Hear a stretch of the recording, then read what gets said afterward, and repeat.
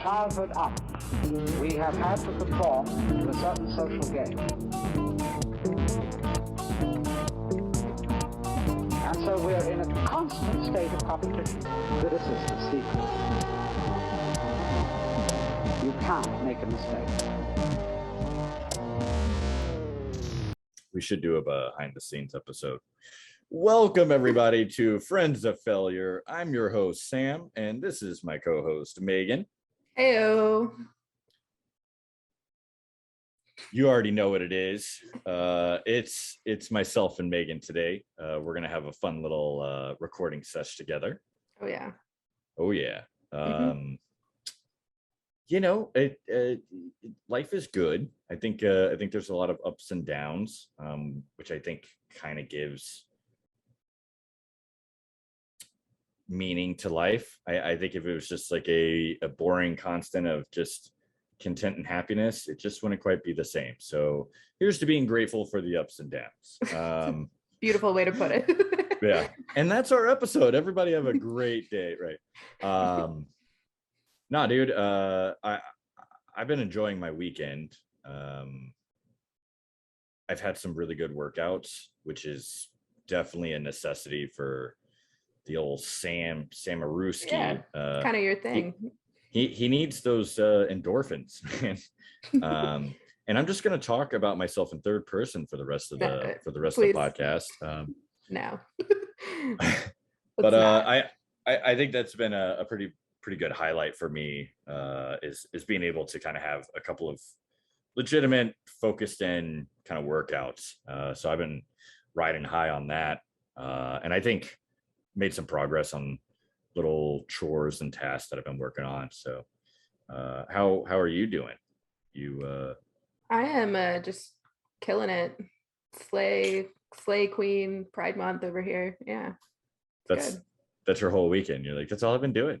Just Pride, which means I just sit at home and watch Drag Race, and that's about it.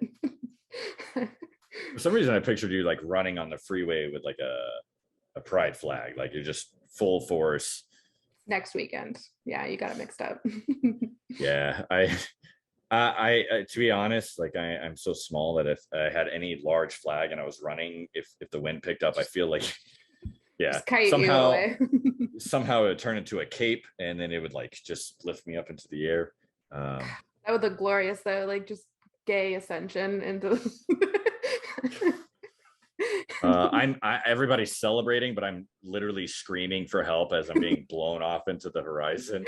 They're like, oh my gosh, it's so beautiful, and I'm like, no, this is bad. Like, how did he plan that? Yeah, think of all the work that went into that. It's a happy little accident. Well, I think it's good to allow yourself to take time off, which is something that I've had to work on recently. Yeah, you know, I feel that one. I just being okay with not doing anything. Yeah, I mean, there's something to be said about allowing yourself or being mindful enough to go, hey, maybe I should pump the brakes. Now, I pulled the e-brake. I'm not gonna lie, I pulled the e-brake, and then I had some troubles getting the car to start again, but we're moving again. We're trucking along. It's just like lurching forward and backward. I can't tell if the car needs oil or if it needs gas. I think I've been stuck in third gear and it's an automatic, so I don't understand. It's fine. We kind of talked about a couple of things that we could speak on, right? And neither one of us know how far this might go, but I think one thing that everyone at some point in time in their life has to deal with is grieving, right? And the process of coping through the grief. And I kind of stuck to that topic whenever we were brainstorming, because I had been thinking about my buddy who, it was just one of those things, one day it was just his time was up, right? Yeah. There was no rhyme or reason. He literally went to sleep and then he moved on. And I was thinking about how it hasn't even been 2 years since that happened, but like how quickly I came to terms with it and how differently I came to terms with it. And I was thinking about, I guess, the rabbit hole of grieving doesn't always have to be extreme loss of like, hey, you wake up one day and your friend's gone. Yeah. Especially when it's like hard to wrap your head around the fact that there was no rhyme or reason. It was time. And I think it's interesting because I do think there's similarities, but the same thing of like friendships, like growing apart, you do have to grieve that, or sometimes the relationships that you have in your family change, and you kind of have to, for your own sake, separate yourself, or even of course like lovers, right? Like you get in relationships and have that. And I was thinking about how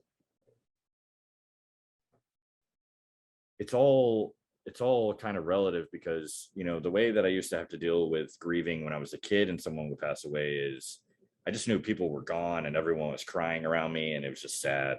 And then of course, like you start to get older, and I understand there are people that they live all the way into their like 40s and 50s before they ever like lose somebody in terms of death. But usually people have relationships that fall apart or have to end for whatever reason before then. Yeah.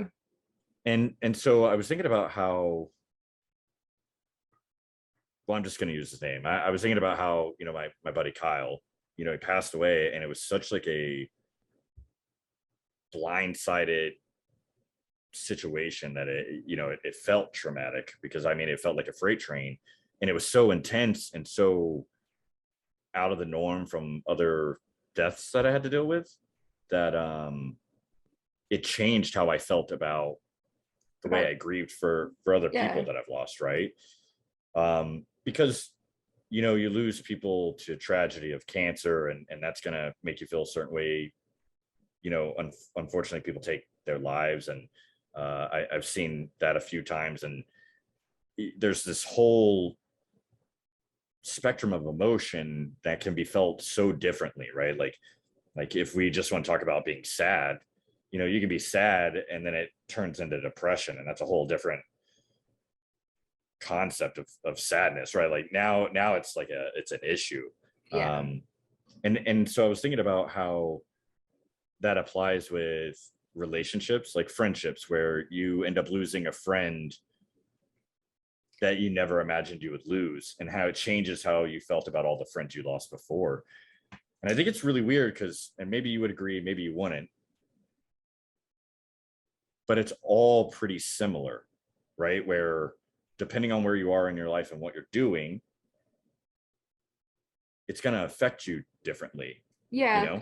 And it's weird because there's always people in your life that you're like ride or die, you're not going anywhere, like, and that's for death or just moving past that friendship, relationship, whatever it is. And then you get to another point in your life and you're like, oh shit, they are gone, like whatever way it is. And it's kind of a different layer of sadness when it has to be chosen. Or like if you're making the call of I can't be in a healthy relationship, friendship with this person, it's a weird grieving that comes with like guilt and shame. And then if they're the ones initiating it, that's a whole nother layer of like, what did I do? Or like accepting if you're wrong or whatever it is. And then there's just the mutual, you both drift away and you used to be best friends, talk every day, and then they're just gone, living their life in another part of the country. And it's weird because they're still there, like they're still out there, but they're not a part of your life anymore. So you have to grieve, but also not grieve at the same time. You have to bare minimum process it, like comprehend it, right? So there was a guy back in school. We were really, really close. We were BFF, I think. And when we got to high school, we started to kind of change. Like, I wasn't thinking about college, and he very much thought about college. And that's not why we weren't friends, but it was very obvious that we were thinking about our futures very differently at that time in our lives. And it was really weird. And there was kind of a struggle because we both could feel that we were growing apart. There wasn't necessarily hard feelings, but it was strange. And back then, I was super duper naive and young, and I didn't understand. I didn't even really try to process that kind of stuff. I think I just like on to the next like distraction. Well, I think most of And us don't at that age. Yeah. And then eventually it kind of catches up to you, maybe. Like you kind of look back and you're like, oh, didn't go through that. Oops. oh, it still hurts, right? But like that individual, like I've talked to him now, you know, we've gone through totally different paths of life, and Yeah. you know, we've been able to talk to each other, and it's you would be able to tell that we've known each other since we were kids, because there's obviously that connection. And we're able to talk to each other like, you know, we're at the lunch table, and I think it's pretty incredible, because you know, I'm able to look back and reprocess how I felt then versus how I feel about it now, where it kind of naturally needed to happen, and it benefited both of us, and yet we were still able to mature enough that, you know, there weren't hard feelings, it just kind of happened. Whereas there's other times, I think I've had people in my life where they're like, I don't want to, like, I'm good. Like it's a, yeah, you make a choice that you don't want to deal with it anymore. But Well, when it's kind well, of, yeah. Well, I was going to say they didn't want to deal with me anymore. And I was like, I was like, well, hey, I'm still good. And they're like, yeah, well, you know, and you know, I would take it personally of like, you know, what did I do? Right. Like, what's your problem? And it probably had nothing to do with me, and more of like, hey, I don't want to associate with whatever we used to associate with. Right. Like I'm trying to re-identify myself or whatever. And so how strange that is to me. When you lose friendship, I think sometimes, I would say this applies to all of them, right? Whether it's a death, it's a breakup, it's a, you know, growing apart.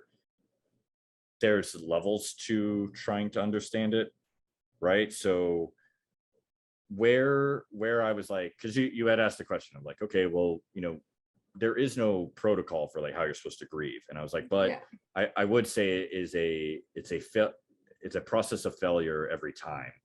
Well, and just being okay with like, I know I'm gonna not do this perfectly. Like it's okay if I fuck it up. Yeah, because I picture like grieving and coping as a series of, I'll use Kyle again, right? It's an extreme version, but like one day it was just boom, he's gone. That no one saw it coming, right? I mean, it knocked me down. And I had been knocked down before by death, right? So that wasn't super crazy, but I mean, it changed the way I thought.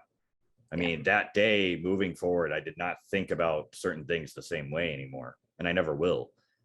And so I would try to get back up, and inevitably I'd fall back down, because it was like it's a struggle of like regaining like a new composure. Yeah. Right. Because even though I've processed it and I've come to terms with it and I miss him, I also took a different approach of, instead of just being like, oh, he's gone, it's what parts remain, right?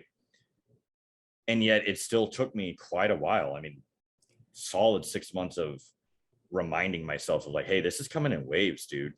Like you can't beat yourself up over this. But in terms of failure being like falling down and getting back up, I feel like in any regard, no matter how extreme or non-extreme it is, that's what happens, right?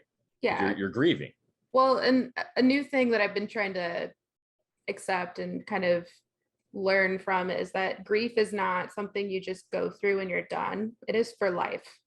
Like you love someone, you lost them, that doesn't go away 20 years from now, 30 years from now. It's still there. So like, it's like you said, it's going to be waves, and you can feel like you're getting really good at like handling it and coping and going through it. But then you get a rogue wave and it hits you sideways and you go under for a little bit and you have to fucking figure it out. And you can feel bad because, I mean, I'm kind of experienced in loss.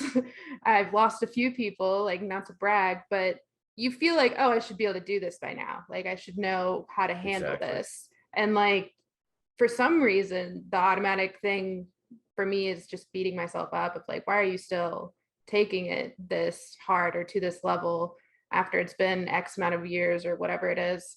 And it's just one of those things that you can't control. Like you can't control how it's going to hit you, how something's going to remind you of it. And you just kind of have to be kind, which is something we've been talking about lately, just being kind to yourself. Like, it's okay to not be okay. It's okay to not know what's going to make it better. Like, if you don't know how to cope because it's a new sort of pain or feeling, then you don't have to do anything. You just have to take it one little step at a time. I like the way you put that. It is kind of a never-ending process, right? You know, while you were saying that, another thing that I think is interesting, I guess I hadn't really contemplated it, at least deeply, but my belief system has changed tenfold since a decade ago, right? So, you know, where I have more solidified beliefs, I guess, like in my spirituality, right? So, for instance, if you're religious, and I don't know enough about religion to really speak on it, but let's say you're like a Christian and you're like, hey, when you die, there's heaven and hell, and like you go to heaven. And so if someone dies and in your brain it's like, hey, my friend or my family member or whatever is in heaven and they're at peace, it's still going to hurt, but you're going to be able to cope with it differently than if you were like, They don't exist okay, anymore. Yeah. Right, exactly. And so for me, I always believed in the point of like, yes, when someone dies, there is like a peace that comes with that. I have grown into believing that death is a doorway to something that we don't understand. And where I have met people before where they're very religious and they were like, man, I can't wait to die. And you'd be like, well, what do you mean? And they're like, dude, like, the kingdom of heaven, and like I can't wait, but like I'm also not gonna, hurt myself, right? Yeah. And I thought that was interesting because even though like I don't know so much about like heaven or hell, I do think that there's something beyond death that I don't think I'm able to comprehend with this mind and body. But I'm also not like rushing to finish it because I think I really started to value what life is, and it's Yeah. because of the loss that I've had. And so with belief systems, I think that's like an interesting point of when I was younger, I probably took a little bit of everybody else's beliefs and was like, this kind of makes sense to me. This kind of makes sense. And then I got old enough and mature enough to go like, how do I comprehend this? And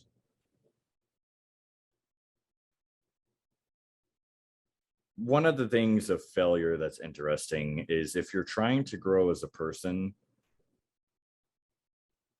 you have to like do, audits of the self. Well, it's and continual. Yeah.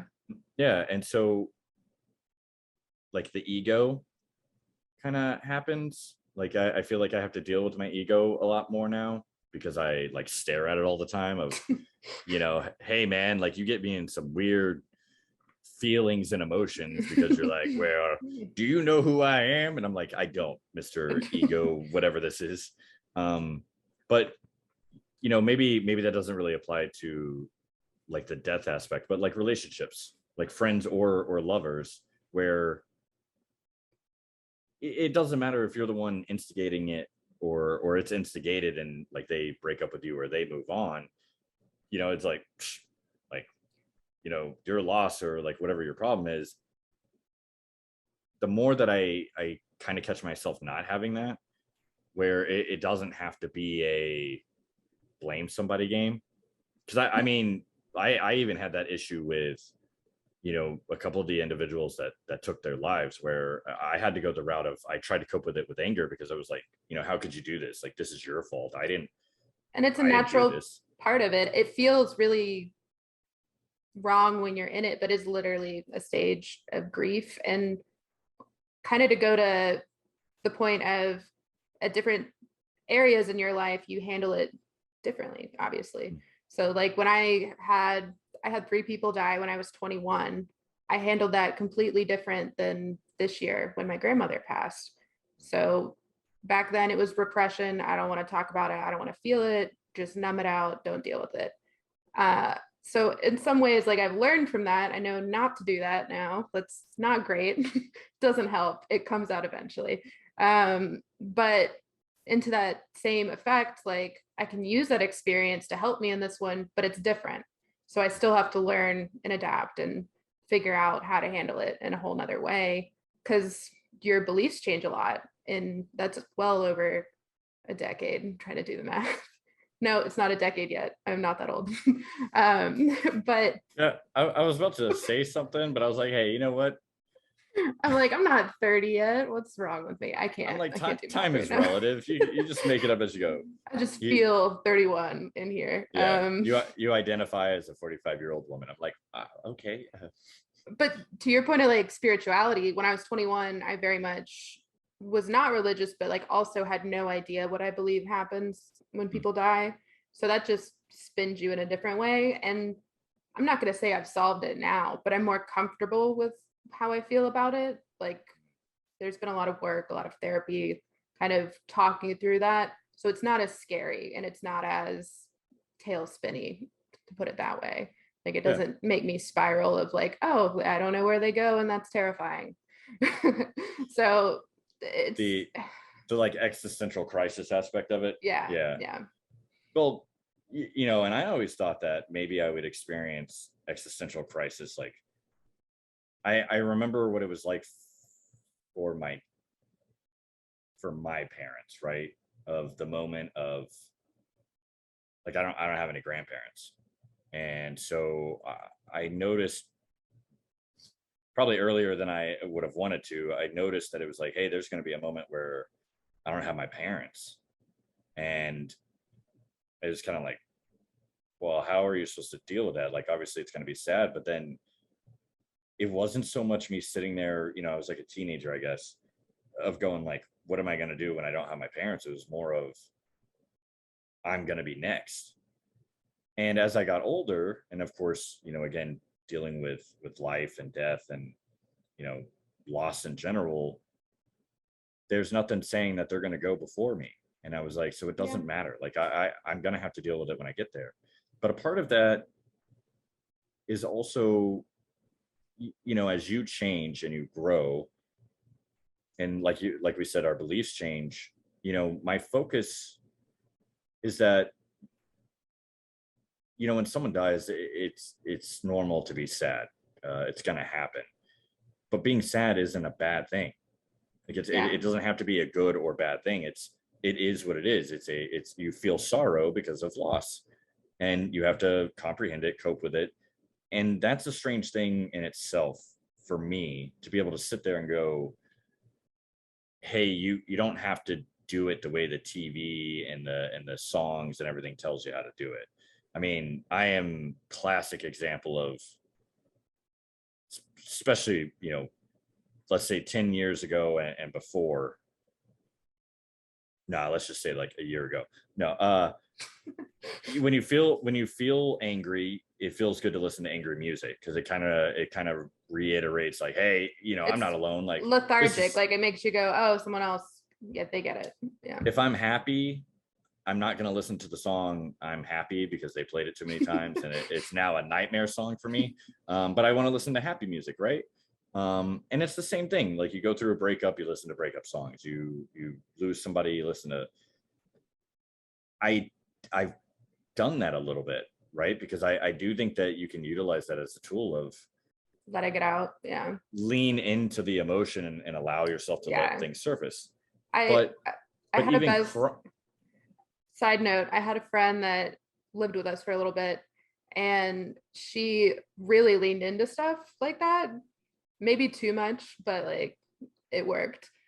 If she needed to cry, I would find her in a dark room watching like the saddest shit ever, or with like a sad playlist on. And then, you know, she'd eventually be like, oh yeah, I had that cry. It got there. And you just gotta let it happen. There's nothing wrong with it. Right.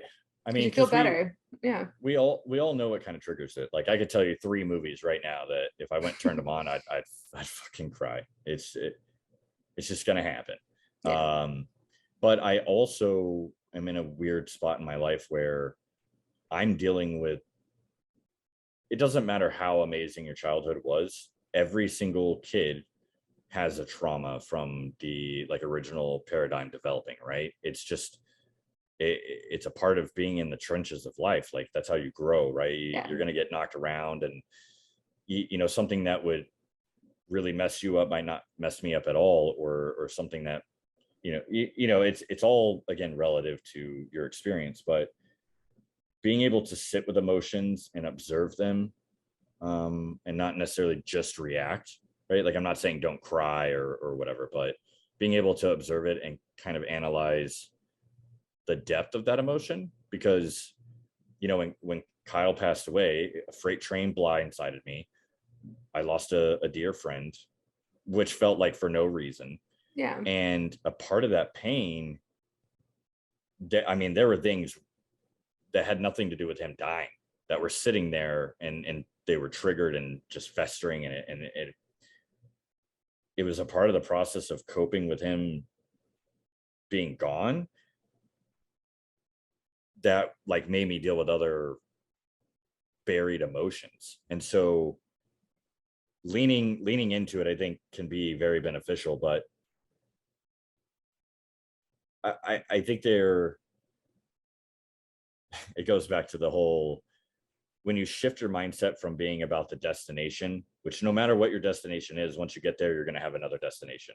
Yeah. And so more and more people are saying it, and it sounds cliche, but it's like, you have to learn how to enjoy the journey.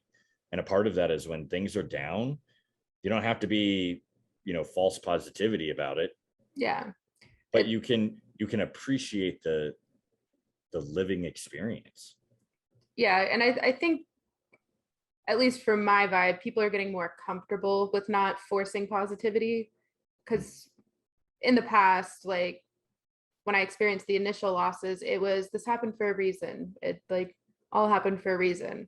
And now friends are better at just saying like, that's really awful and I'm sorry.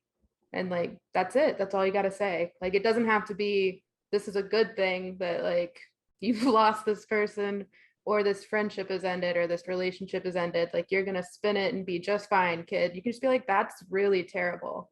And I acknowledge that sucks. Like, I've had a friend just say like, that sucks. That's shitty. And it feels good because you're like, thank you. Yeah, it's awful. It's not a good time. I definitely feel that. Another thing that's interesting is where, because of how my belief system has begun to develop and how my awareness of it has allowed it to shift even more. And so then now I'm leaning into like, wow, this is what I believe. And until I don't, I'm going to just accept that. There is a part of me that believes no one really dies. Their physical self is gone, but you know, the memories and the feelings are still connected to that person.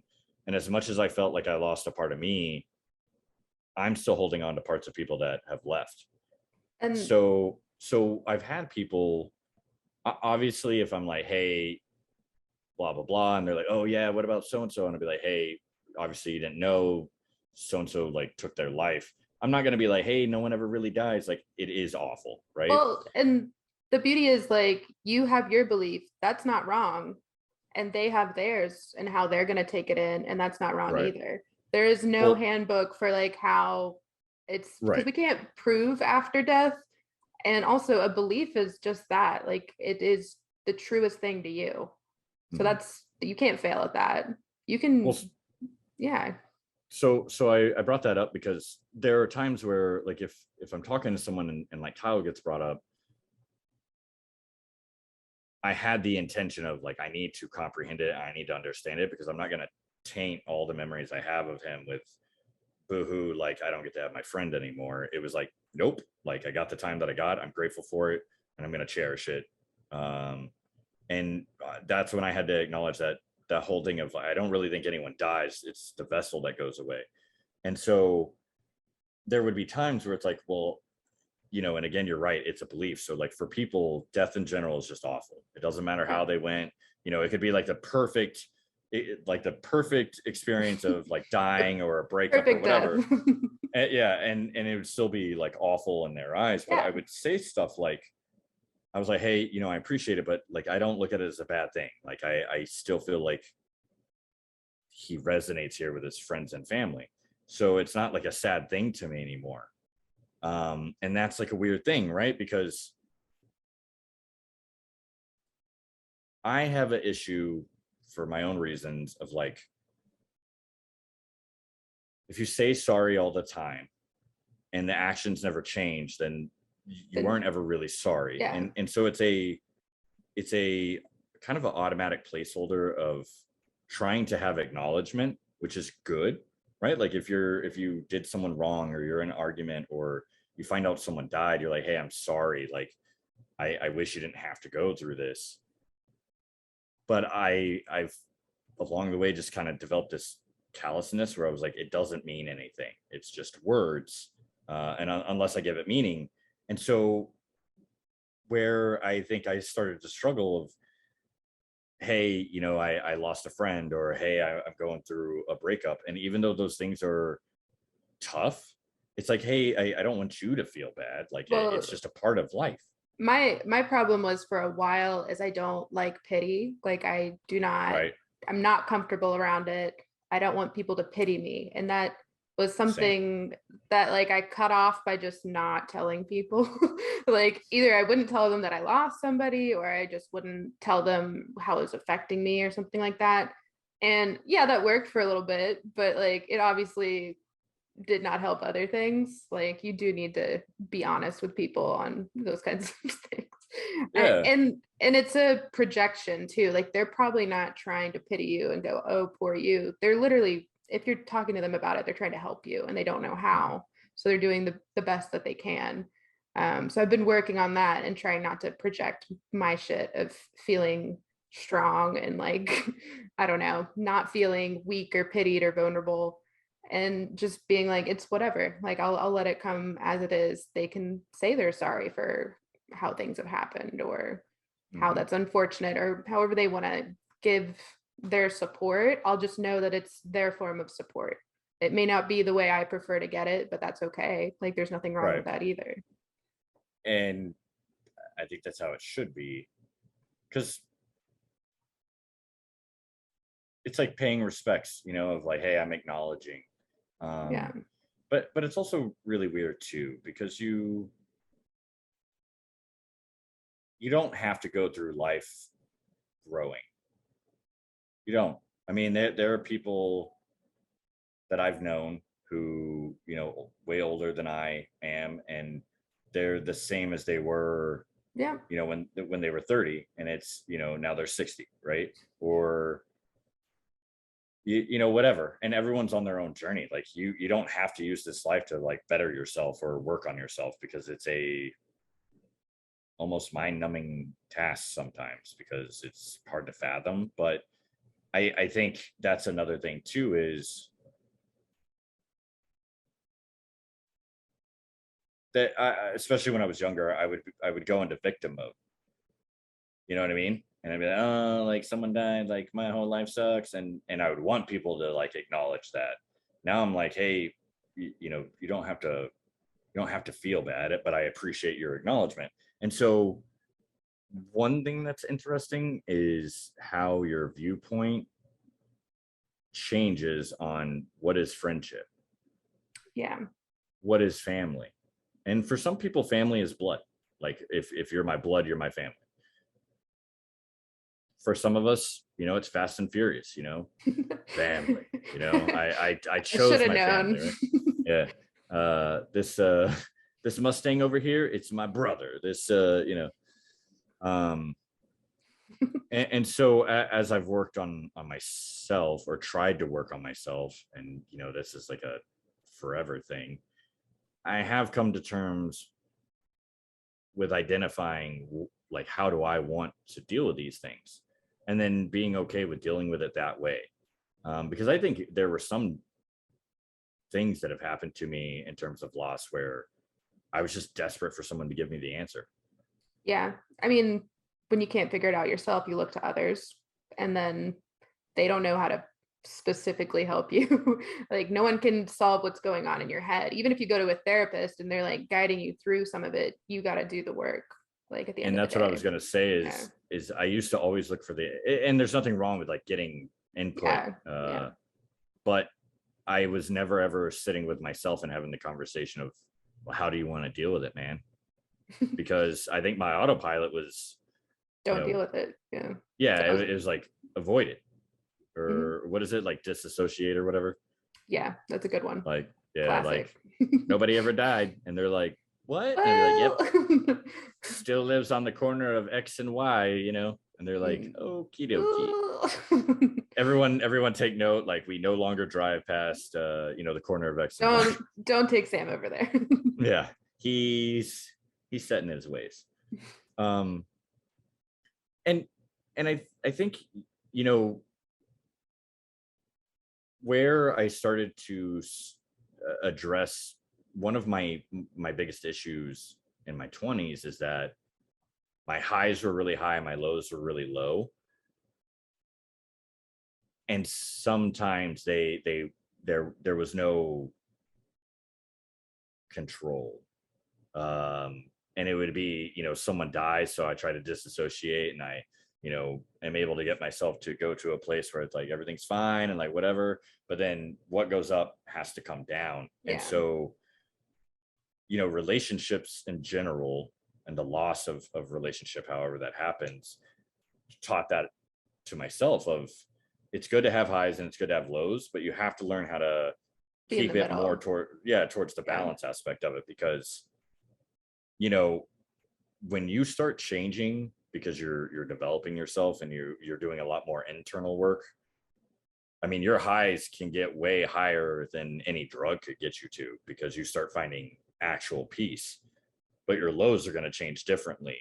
And I've experienced that a little bit, I think, where the high felt really, really good because it was just this relief, right? Like I worked through something like a that felt breakthrough. like Yeah. right. And so you're like euphoric, but then when you go down, it feels heavier than it is, because it's a new different. Low. Well, it's because you allowed yourself into something that you'd previously like closed. Yeah. And so at one point I was like, oh my God, like, are these lows lower? Like, is it just going to get more and more painful? And it wasn't that it was lower than any other low. It was a different low, right? Well, you were feeling it too. Like you were actually going, oh, this is sadness, that thing I've been running from for a little bit. Yeah. And that's a strange part of it too. I think in terms of grieving and failure, is your whole life you're going to have failures of how you process your emotion. Yeah, because you can read every textbook, like you can be very logical about it, but once again, we are just emotional animals with a logical brain. Like we can't predict all of it or figure it out. So I kind of put the pieces together and realized, or it wasn't that I never realized it, I always kind of was aware, but I didn't want to understand it. And so I figured out that kind of like my emotional home was anger, because that was my defense mechanism. And that defense mechanism developed at an early age. And that was kind of my shield and armor, right? So the more that it got neglected, the worse it would get, right? Because it would be different versions of anger, and they were all festering because you were never getting dealt with. And so it became like this weird chemical cocktail of emotion that was like a Molotov cocktail being thrown into my brain. And there were times where it would explode. Yeah, I'm just imagining you getting like cut off in a parking lot and getting out of your car. And I have a Molotov cocktail. Oh my God. Right. Do you just keep those in your trunk? And I think that happens with sadness, right? Where it builds up, and then like it's uncontrollably crying all the time because it's just sitting there festering and getting worse. Well, and sadness can like mask as anger too, because anger is easier to like burst out or get out. Yeah, just be fucking mad, or you don't know what's happening, you're just irritable, you're mad at something, you're just fucking angry, but it's really like this sadness deeper down that you just don't want to deal with, or you just can't get to yet. Yeah I've learned through the process of going, okay, I'm a social butterfly, right? I didn't make up that term. It was given to me in high school, and I was like, I don't know how I'm supposed to feel about that, but I was like, I also can't disagree, because literally I could land anywhere and talk to anybody and be good until, for whatever reason, I wasn't, right? And being friendly and being capable of just the social interactions with strangers, no matter how surface level or deep, doesn't mean everyone is your friend. And that's totally fine. I don't think everyone should be your friend, right? Friendship should be, I think as I've gotten older, friendship has become a very sacred thing to me. A lot of my friendships have turned into, it's like, you're my family. Because it's either at a certain point I go, hey, we're not going to be able to go any deeper, and like, that's cool. And then there's like, hey, we're obviously in this together, right? All of a sudden I realized that everybody was like my acquaintance. I was friendly, everybody, whatever. And so I was okay with I was okay talking about the stuff happening in my life. That's what's going on in my life.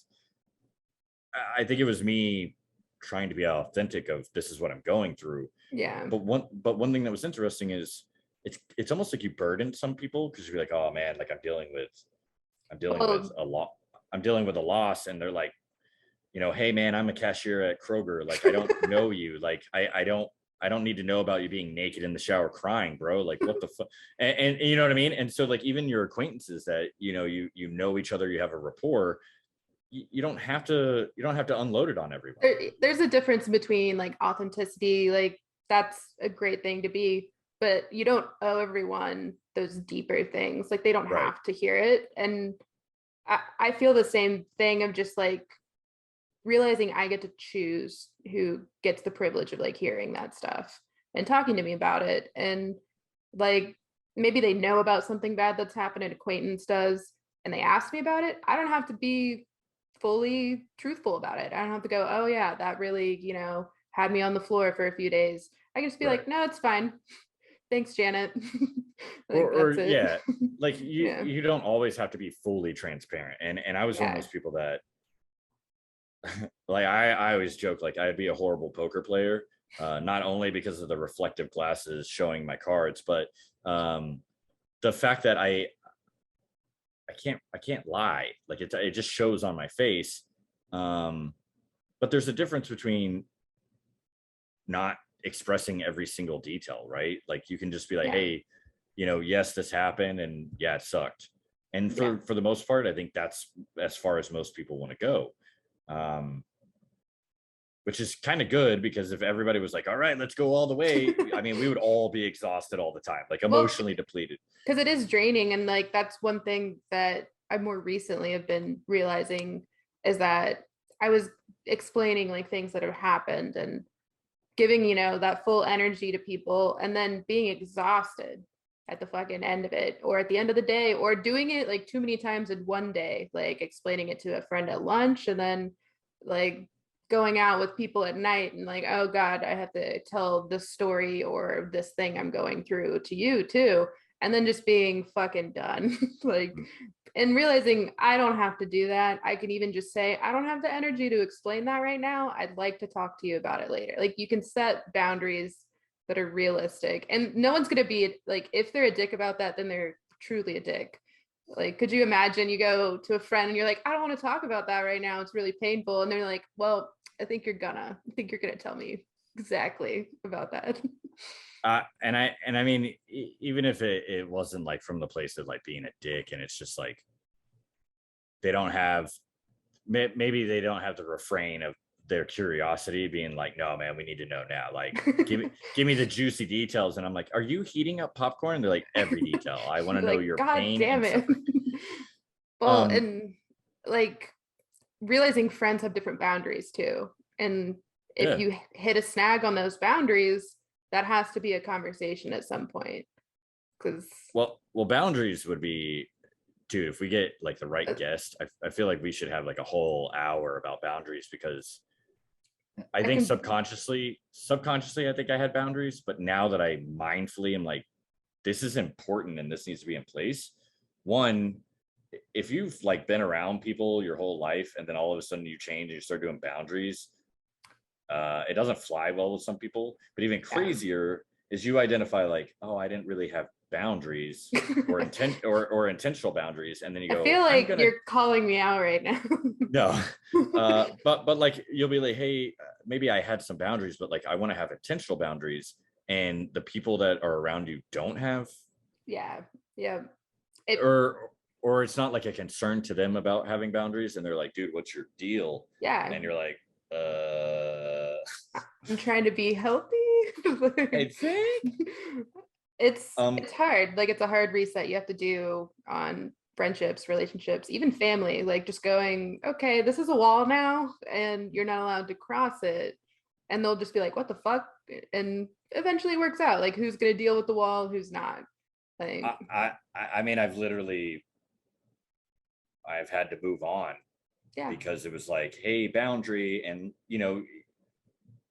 one, it feels super weird because there are parts of me that can be confrontational, like not in like the oh, you want to fight, but like just hey, this needs to be addressed, and if it's something that's serious to me, I don't have a problem being confrontational because I'm like, we need to deal with it. Yeah. But when you're putting boundaries in place, it feels confrontational, and you're especially if you have worry bouncing around in your head of how are they going to take it. It's easy for people you put a boundary in place, they forget, and you're like, hey, I'm just going to remind you, like, hey, can we respect this? And then there are people who are like, I don't see the big fucking deal. Like, I don't understand why you can't deal with me not dealing with your boundary. And it's like, that's okay too. But it's not going to work ultimately. It's not gonna work. And I think that's a hard thing about, we're going to have to do like a 3-part series on boundaries, but about setting them is it can lead to loss. Like that's a worry of like an extreme, like, hey, if I set this with this person, are they going to not like it? And then we can't continue being friends or whatever it is, because it's not healthy to you to let someone, you set a boundary and then they just go, nope, but still love you. And then just do that over and over again. I mean, I'm very grateful to the relationships that I've had and I've lost over the years, because they slowly were teaching me that I always compromise myself for the sake of other people, or at least I would try to, because I think that's how I used to think I was supposed to get love. Yeah. I think there was like something in my brain that was like, hey, worry about them. And the problem is I got to a point in my life where it's like, I can't ignore the fact that if I'm not taking care of me, I can't help anyone else, especially the people that are closest to me. And there are people who I've said that to, and they didn't agree. Like, they were like, that's just really selfish. And I'm like, I understand where you're coming from, but I do, we have to agree to disagree. And that's something that's really strange about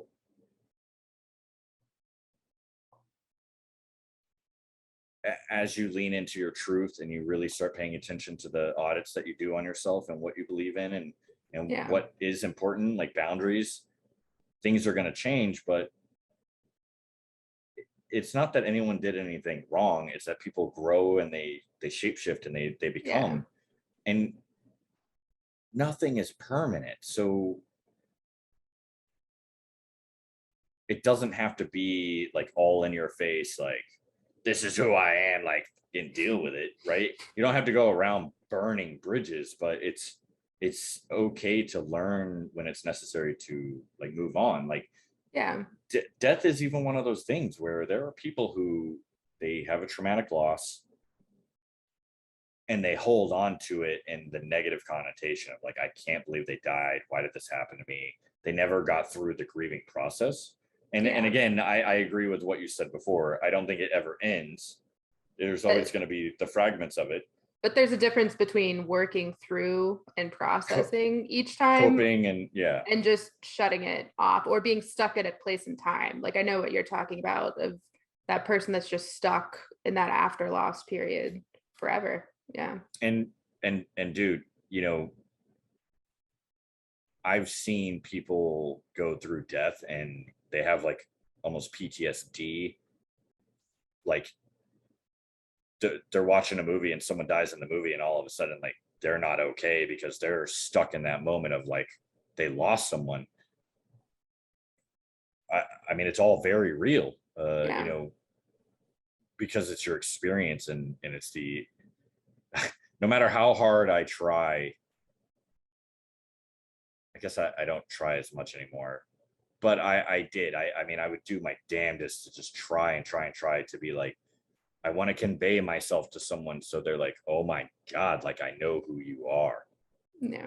And I'm very fortunate. Me and my brother, we are definitely bound till death. There's nothing that could happen that would change that. And I know that it's like he knows my soul and I know his soul, right? We have different kind of personalities and stuff, and I do things that get on his nerves, Yeah. and you know, brothers, right? But there's also that relentless devotion to each other, because like I know his light and he knows my light. Yeah. You can do that with other people, but you also have to realize that sometimes like that's just not going to happen. Like the connection's not going to be there. And so when I finally accepted that, where even the person in my life where I'm like, dude, he sees my soul, I was like, he's never going to know what I'm going through. Well, yeah, like ultimately we all Isn't kind that of have crazy to. though? I mean, that's the human experience, and I get it. Like when I'm driving, kind of the stereotypical thing if you watch a bunch of people go by and they're all living their own separate little lives, and it's the same with grief. Like we all have our own little separate experience of it. You can join a support group, you can go to a therapist and kind of relate with people, like have friends that have lost people and relate, but you never truly know what the other person is going through. And it's kind of scary, but it's not bad either. Because once again, there's no right way to do this shit. Like, there's no Right. good way to grieve or lose or whatever it is. I watched Steel Magnolias recently, Oh boy. not knowing what I was fucking going into. I thought like, oh, a bunch of Southern women in a salon. That sounds like a You great you had movie. never seen it? Never seen it. I was like, Dolly Parton gang, like roll up, here we go. It's gonna be a good time. It's not. It's not a good time.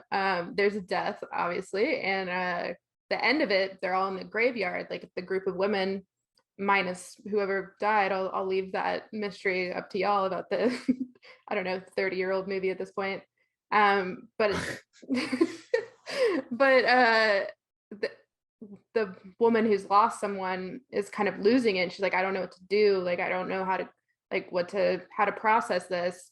And the friend just goes, well, why don't you punch so and so, like the annoying character throughout the whole movie, and like pulls her forward and like, go ahead, punch her, and just eggs her on for like a few minutes, like just give her a smack in the face, it'll make you feel better. And then like she doesn't punch her. It was kind of anticlimactic, but they all were like, oh, that's funny, like we can find humor in this. I think my point in telling that is like having people that even though they don't know what you're going through, they can pull you back to reality a little Huh. bit and be like, hey, punch our friend over here. Like I, make you feel I better. I mean, and again, you know, the extreme scenario when my buddy passed away, my brother let me have it was a Saturday afternoon when I found out. And of course, because the way it affected me, I remember exactly where I was. I remember what time like, it's just like when people are like, yeah, you know, if you were a certain age, when 9/11 happened, you'll never forget where you were when you found out. And I was like, yeah, okay, it's real, right? Because I still can't comprehend it, right?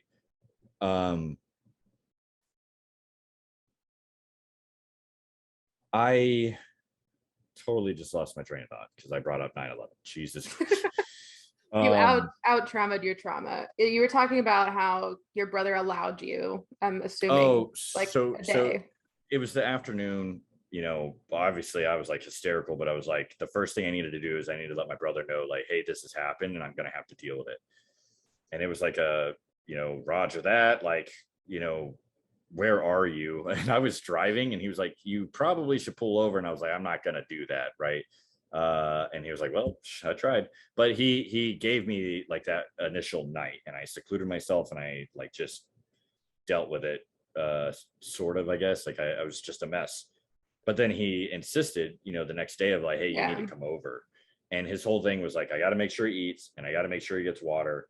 And I mean, I was exhausted. I didn't really sleep because I was too busy, fucking crying. Yeah. And you if you cry enough, you end up in like this weird delusional hysterical place that's Because like you're not dehydrated. real. Yeah. Yeah, it's not quite real, but it's not real. And so I ended up like, he got some food. He got me to like eat a little bit of food. It got me to drink a little bit of water. And, of course, being around people, I was trying to kind of hold it in, like hold back. And I needed a break at that point anyway. But then there was that moment where all of a sudden I was just like drained and exhausted. I ended up like laying on his living room floor with a pillow and a blanket and like passed out for like 2 hours. And that's what he did, right? He Yeah. couldn't understand what I was going through, but he was just like, hey dude, like I'm just gonna be here to provide whatever you need. Yeah, like And just trying to help with basic needs. Yeah. and so I there were several other people that were there for me, and one thing that I had to learn though is there are definitely going to be a lot of people that aren't going to be able to like help you. Like them being there isn't going to help. Like them talking to you about it isn't going to help. Like it's like just give the person time, because it's a strange experience. Like when people cry, I get really uncomfortable, and I'm trying to work on that because there are people in my life that if they are crying and they need me to console them, I want to be able to do that. But there are things in the way of, I mean, I went my whole life, and I always thought it was because like, I had learned the whole men don't cry, whatever. And it wasn't that. It was, I didn't want to deal with whatever it was that instigated the crying, right? It's just strange, but it's the same thing as if we knew how we were going to die and when we were going to die, it would take away a lot of the wonder. If we all knew exactly what everyone was going through, why would we talk to each other? Well, now I'm thinking of Big Fish, where like you look in the Oh witch's boy. eye and you like Oh know, boy. and at the end of the movie, he's just like, oh, that's how I go. Yeah. Yeah. That movie was something I wasn't ready for whenever I saw it. I was in high school. Yeah, I watched it in high school, and I watched it like 2 weeks ago. It's great. Yeah. I haven't watched it since I saw it in high school, actually. So I should probably, it's time. Yeah, I'm gonna make you watch it again. Yeah. We should start doing Friends of Failure movie live club. like live streams where we're just watching a movie and people can just watch us like cry. Like we'll just pick like the most live stream cries. and That's how we get you over the discomfort. Like just put a sad movie on, put Forrest Gump on for me, and like at the end I'll cry, guaranteed every time. Doesn't matter if I've seen it 100 times. I think the only thing that concerns me is I see how it'd be problematic if, how like if I'm a voice actor and it's like I'm the voice of SpongeBob, people are like, oh my god, do the voice. We would be known for crying, and they'd be like, oh my god, do the ugly cry thing, and I'd be like, we're in public, like at like I'm at a Walmart. I don't want to. Yeah, I do not want to ugly cry. I did want to go back to, you were talking about like you're driving to work or you're walking down the street and you pass all these strangers all day, every day, like they're all around us. One thing that shifted my mindset was 2015, 2016. I had a coworker briefly. We were in training together and we were talking about perspectives, and he was very religious, and so I love having conversations about spirituality or God. Like I like the viewpoints as conversation, especially if someone's open and passionate about it. And we were talking about perspectives, and he was like, one thing that's a good exercise that anybody can do is, we all do it. We're in traffic, it gets all fucked up, and you're like, Jesus, like what's up with all this traffic? I can't deal with this. And he was like, if you feel that way and you go, I am the traffic, all of a sudden you're like, screw that. Screw me. Yeah, like I'm exactly what I'm frustrated about. Of like, I am a part of the situation. Yeah. Like, I haven't gotten mad at traffic in a while, and I will caveat that with I haven't driven a lot in a while.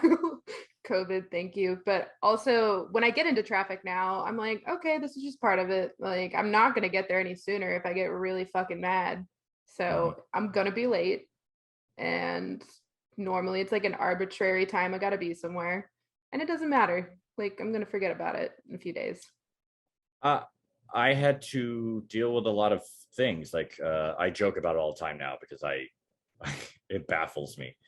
But there was a point in time I was so messed up.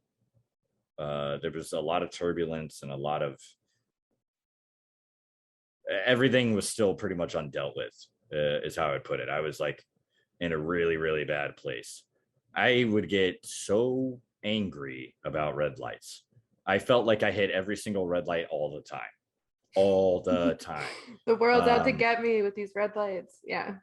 well, and that's like the simple version, but it'd be like, you're in traffic and we all see it every single day. You have the guy who's like got to go out of his way to flip someone off, or I have to go cut this person off and brake check them.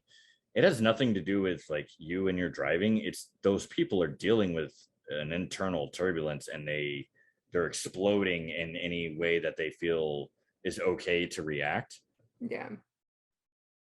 And, and it's nuts because one of the things that really changed that is obviously I started processing stuff, but then I started changing what is part of my issue with red lights. I haven't worked on my patience. I have a patience thing. I don't want to be patient. And like that's a problem in itself, right? I don't want to be patient. Like F that, right?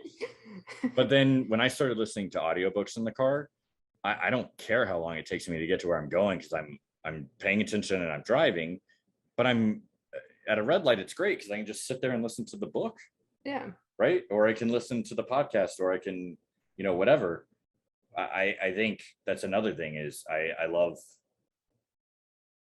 don't really like doing work calls, because sometimes you have to stop talking to deal with the traffic. That's a very real thing, right? Yeah. Um, but even like talking with friends and stuff, it's a great thing because you're not so much worried about getting out of traffic and whatever. You're making Yeah. sure you're safe, but it's like, hey man, this is like good use of time, you know? I've also started this new thing where I sit in silence while I drive. Oof, that one I cannot do yet. No, absolutely not. But At at like 4 in the morning, reframing it. it's dangerous because it almost has a white noise effect. Oof, Yeah, yeah. but the other thing too is I feel like I can hear every nook and cranny of my car. Yeah, I couldn't do it. I just couldn't. I have a habit of I have to have my music on, but I do like the reframing of it doesn't matter how long I'm in here. I'm listening to a book, a podcast, a friend, or something like that. But yeah, no Um, silence. I love music. It's a very convenient way for me to lean into emotion, right? Yeah. I really connect with music, or I feel like I do. And music started to lose its vibe because I was listening to music all the time. Part of it was because the reason I started sitting in my car and driving, and like, let's say I have a 30-minute drive. Sometimes I don't sit the whole 30-minute drive in silence, because I can't deal with myself. That's what I'm trying to do, right? Is I acknowledge that sometimes I'm just blaring music on my ears so I don't think. Yeah. And Yeah. and when you're trying to work and you're blasting like metal music in your ears or techno or whatever you're listening to, It's fun. it's kind of hard to like for me to like focus because I'd much rather be jamming out to the music I'm listening to or feeling the music. Yeah. And it was like, Sam, you got to figure out it's okay to have noise, but it can't be music that you're like jamming out to. And I did classical for a while, which I love, but I've entered a realm, because of some things that I read about in terms of ADHD, of white noise. And Yeah. there's versions of it. Like some people would utilize more of a staticky sound, but then there's that, again, the whole white noise effect of driving in your car in silence, that like of And then you just being fall on, asleep.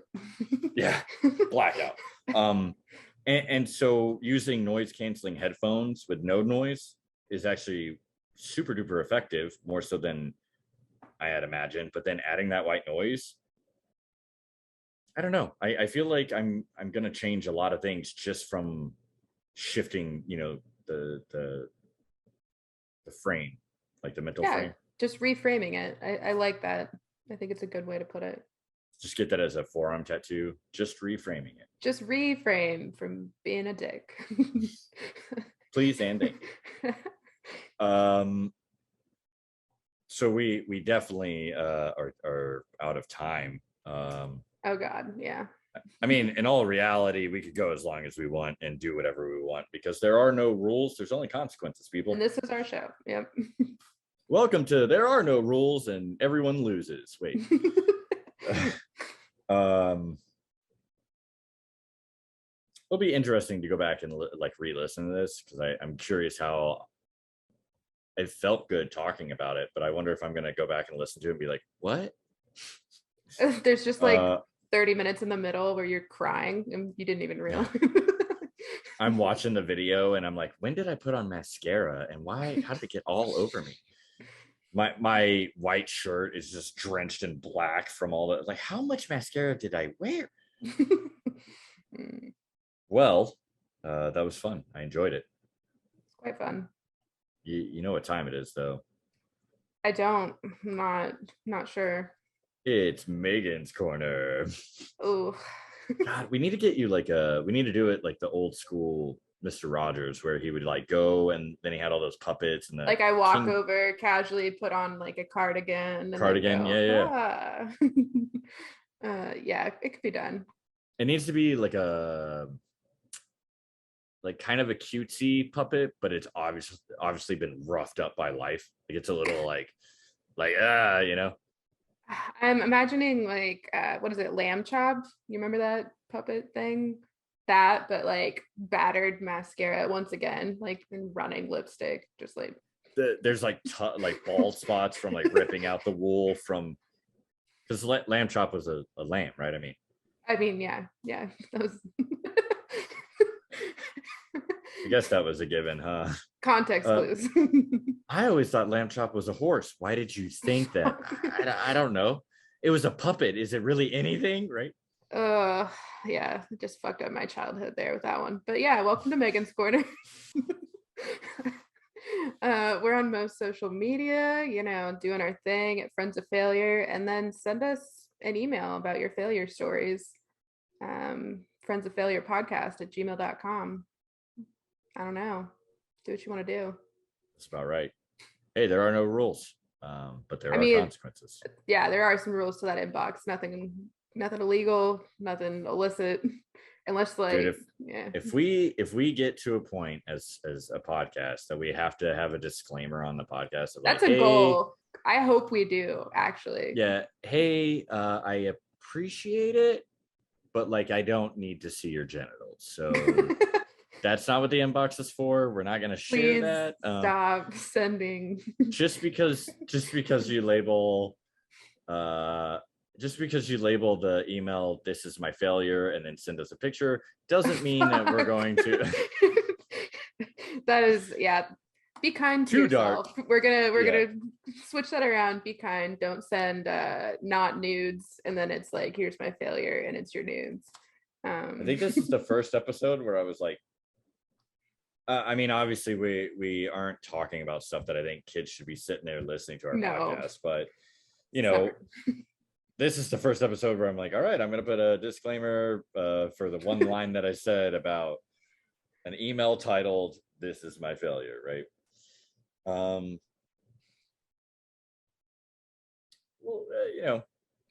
one day where somebody's going to have the courage, right? To not only listen to the podcast, but actually go, you know what?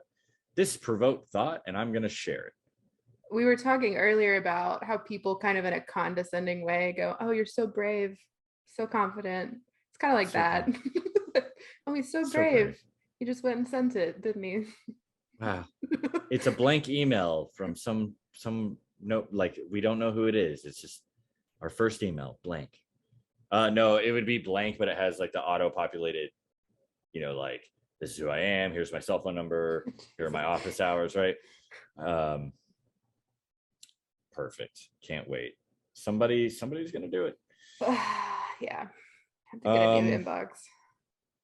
Well, everybody, appreciate you listening. Can't wait for you to be so brave, so confident, and send us some thoughts. Like, send us your thoughts. I don't even care if it's about failure. Just send me your thoughts, right? It's gonna get a diary entry. It's a letter where they've taken magazine clippings and they created like well, with that being said, gotta leave you with one of the most important parts of the podcast, and that's the friendly reminder to everybody, including ourselves. Life is happening for you. It's not happening to you. So go out there and do something. Gotta do it.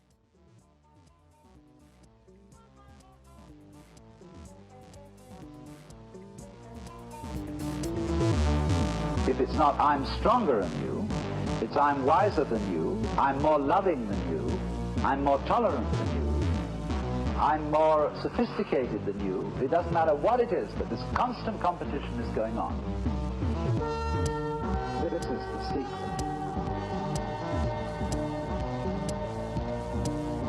This is the secret.